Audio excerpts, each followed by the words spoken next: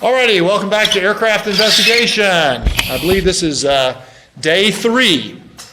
Today, we're specifically going over the Aircraft Investigation Board membership. And I have here behind me, let's see if I can get over, some of the basic members, and this is kind of generic. This is not only FAA board members, but Air Force and Navy and military accident board members. So the first person in charge of the board, who would be the CEO, if you will, of the board, what do you think his name might be? President Obama. President Obama? Well, actually, it is his responsibility. But you do have a president of the actual board, okay? And that president of the board, if it's a military person, he is told to do so by his commander. And usually it's a colonel. It's an 06. If I was in the military, the Air Force right now, I could be a president of an aircraft investigation. If it is a high-level crash involving a general that died, maybe, we've had some generals die in planes, or one that I was involved in Iraq, was where we actually had a aircraft, a American helicopter, Army helicopter, that was carrying a bunch of civilians, and they were hopping around Iraq, going to visit airfields, and it was international people, French, German, Iraqis, carried by an American Black Hawk helicopter, and our American F-15 shot it down. And that was a bad day. I think there was about 12 people killed. I was involved in investigation of that, but that was really high level. It involved Secretary of State type negotiations. And so the president of the board was not a colonel, but a 2-star general. That was very highly unusual. After the president of the board, what would the president of the board's responsibilities be, guys? Make sure nobody messes up, sir. Make sure no one messes up. Make sure you're on time. Again, in the military, you have to turn in a report in about 30 days. President of the FAA Investigation Board, they're paid individuals in the FAA, right? I mean, that's their job. They're trained to do this. The president of the safety boards go through training. They understand the process. They're supposed to keep the board focused on getting to the finding, causes, and recommendations. You want to make sure that the board works together. I mean, you're sitting there for 30 days, anywhere from 15 to 18 hours a day. For 30 days, you think there could be some conflicts there? Maybe you don't like her and she doesn't like him, and you can get in conflicts, you get in fights. You may have a disagreement on the findings and the causes. You may think it was a broken fuel pump. You may think it was the pilot made the mistake. And you may argue. You will argue. And it's the president's responsibility to keep everything steady and going on. So at the end, when you walk out of the door at 30 days, you have a cohesive report to give to the actual public or the taxpayers. Okay, underneath the president, there's something called an investigative officer. What does an investigative officer mean? What do they do? Investigate things. Yeah, but what about it? Now that I'm looking at your back, what does an investigative officer do? Investigate things. Yes, investigate things. What is his qualifications, you think? Crashes, how the plane crashes, why the plane He is a school-trained guy. He's like the PhD. Okay, he is a school-trained aircraft investigator. You have been to the FAA investigating school. You have been to the Air Force, Army, Navy, British flight investigation school. You're the expert. The colonel, the general, may not be the expert. He's in charge of managing, but the investigating officer is the expert. And a lot of times, if you're involved in a pilot crash, airplane crash, investigating officer might be a pilot. What if it's let's see, what have we had recently? What if it is have you all heard about those huge train crashes up in the Northeast? Yeah, there were some train crashes. What happened? Do you might know? Like literally, they went off the road. They went too fast. One of them was actually in New York. It was a bend, a curve, and the guy was I think what was going 75 miles an hour, something like that. Didn't the ice freeze over the tracks and the train slid off?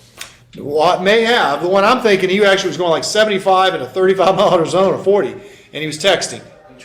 So, guess what? Would this investigative officer be a pilot? No. What would he might be? Train driver. A train driver, train supervisor, somebody who's driven on that track, right? This would be the expert. Yes, sir. Trains have a speed limit. Oh, you better believe it. Why? How can they not? I mean, like, they have to go a certain speed at certain times. Yeah. You know what? It's so funny. You're acting like a Western kid where the train goes 1,000 miles in a straight line because this is the West. There's nothing out here I know they turn. except mountains and white men and Indians. But guess what? The majority of the world is not like Arizona. The majority of the world has dinky little states and dinky little towns and counties, and they go wiggly, wiggly, wiggly, wiggly. The trains go like that. So guess what? Yes, trains have, you're talking like the guy, gee, I never knew there was a speed limit of 55 on an interstate. We always go 75. Yes. In like North Carolina, they have like speed limits of like 23 miles an hour in like small towns. Of course. I mean, that makes sense. It's trying to be safe. And so your investigation officer would be an expert in the field. And you will see this guy on TV. The TV person will have the president standing right here and saying, we're going to find the accident out and we're going to solve this so nobody else has any problem. And then they ask a technical question. Well, what do you think the driver of that train was thinking when he was going around? And the president will go, well, I'll advise you to my expert. And then the investigation officer will be, well, in the 27 years I was driving trains, I never went above 43 around this curve, but there might have been some indications with the speed and how it come out. So he's the investigating expert, okay? Another type of, give me an idea of another type of person on your team. Let's say we're going out to Embry-Riddle and doing airplane crashes, and you're looking at a bunch of mess. Let's see here, let me show you a bunch of mess, okay?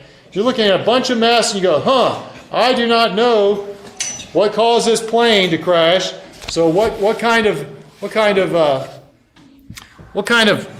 let's see, I'll show you a picture of a plane in the middle of a, Alrighty, you go walking up to this type of crash. Where is my thing? It's not working. No worky. All right, you go walking up and you have responded to a crash. And all of a sudden, there is a big mess. Crashes are big messes, okay? There's a huge plane, it's on fire, and you're going, ruh-roh, I'm in charge of this inspection. And then the person who owns the base comes up to you and goes, okay, Cadet Malusnik, who do you want on your team? Colton. Okay, so you say you have a president, you're the president, you're going to have an investigating officer, okay, that's Colton. What else are you going to want for a plane crash that looks like this? That's fine. You know what? That's a great answer. You remember in the Asiana airplane crash, came from Korea in San Francisco, what happened during the initial response? What happened? It goes boom. It caught on fire, firemen came, and what did they do? Ran over that girl? They ran over one of the people coming out of the plane. So in your investigation, what might you want to have on your team? Medical staff. A medical, give me Air 5, good job, write that down. A medical person, a doctor, a medical might want to be. If it involved, the accident involved a fireman, you might want to have a fireman on there, very experienced fireman. And then all of a sudden you go over and you're walking around your accident and you see something like this. It's an unexploded bomb sitting there. That's not good. And there's a bunch of just metal. Bomb squad. Plane, give me Air 5, a bomb squad. You might want to have a weapons expert if you have unexploded ordnances there. Or maybe your plane, there's a very famous accident down in Miami where the oxygen cylinders were loaded improperly on a plane and it blew up. And all of a sudden you're going and you're looking at bits of plane just like this. You're not looking at big tails, and that might say, might have been a blow up in the sky instead of hitting the ground and having an intact tail. So you might want to go get a medical person who knows about cylinders, a explosive person who knows about oxygen cylinders and the danger. OSHA is what it's called. So you got to think about who is going to be on your team depending on what else is looking. Let's say if I don't have a picture of it. Let's say the plane actually ran into the mountain. That would be a bummer, right? That's not very good. Ooh, this is a very good picture. We come up with, this is your first view of the plane. You come into the plane and you're looking at a smoking hole. It is burning. There's not, how many big pieces of this plane is left? 7. Not many. And this plane is at the top of Humphreys Peak at about 8,000 feet. And you realize it happened at night. What kind of person on your team you might want? Have a bomb. Not a bomb. These aren't bombs. Bomb. A what now? Someone who knows about sleep deprivation. Sleep deprivation. Oh my goodness, that is excellent. That is called human physiology. That is called human factors. And actually, we'll have an entire day on that. Human factors is what, why, the pilot caused the error, he flew into the mountain. But why did he do that? And your findings have to do with that. Yes, sir? That's a snake on the other side, right? What you want to call it? Yes. Well, yes. This is a snake, which they're emphasizing that when you go respond to crashes, you got to watch out for other hazards and wildlife, other things that are going on. If there's a navigation problem, who might you want to have on your board? A navigation. A navigation person, like a navigator or a weapons systems operator.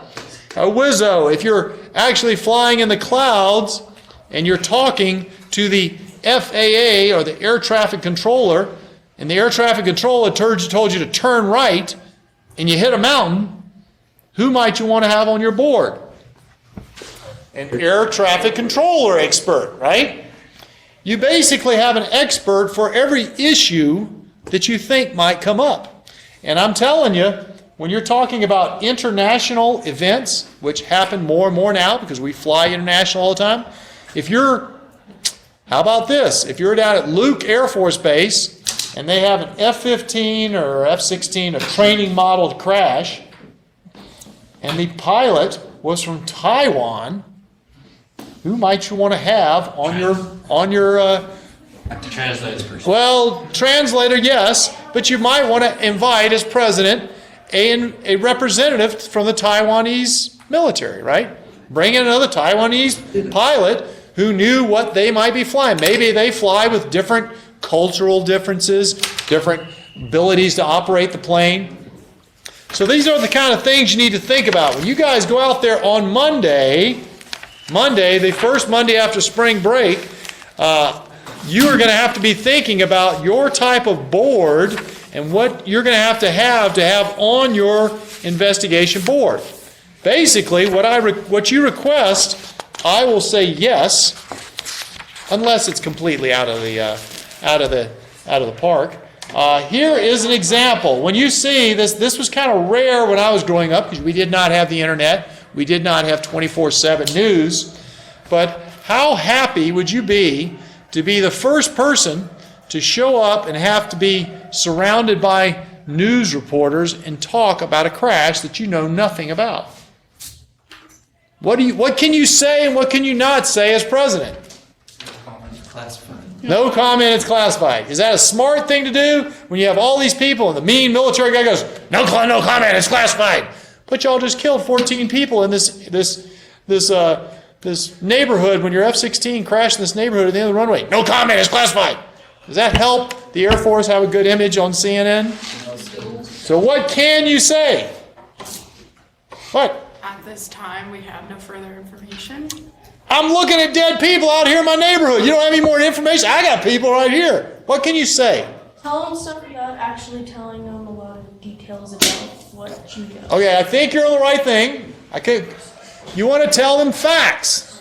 Facts. If the F-15 that was going in to fly into Prescott, doing a touch and go, crashed right here in our neighborhood, it has happened. It happened in New Orleans, happened in L.A. They're dead people. There's fires burning. Well, all we know at this time, this is what this guy is saying, all we know at this time is there was an F-15 flying to Prescott. It might have had some kind of engine failure or unknown aircraft problem and ended up crashing into the neighborhood called the Heights right above Prescott High School. It seems like a couple of houses may have been impacted. We're still assessing the situation. We don't know how many injuries. What have I said? Facts, right? Facts. Well, how many people are on the airplane? Well, we're not really sure at this time, but the F-15 can either have 1 or 2, right? I mean, that's a fact, right? But you're saying something to these people so that you know what's going on. Guess what part of your assignment's going to be? Talking to people. So. Talking to the press. Part of your assignment is to stand up here and have the first initial response to the press, and guess who's going to be asking you questions? Your peers are going to be the interviewers, and you got to practice this and not look like a idiot. I'm sorry, I shouldn't say it. Not look like someone who doesn't know what you're training, because I'm training you now.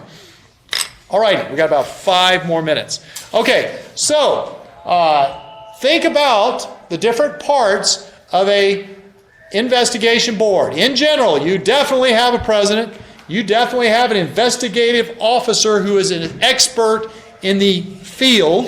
Okay, if you have a train crash, you're not going to have a plane pilot. But if you have a plane pilot, you probably are going to have a pilot with the type of aircraft.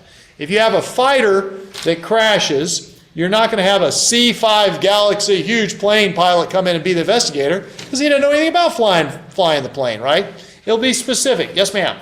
Would like all these apply with like a cruise ship or like a cargo ship too? Oh, you better believe it. In cargo, we talked about weight and balance yesterday. The plane crashed on takeoff and somebody saw it point straight up.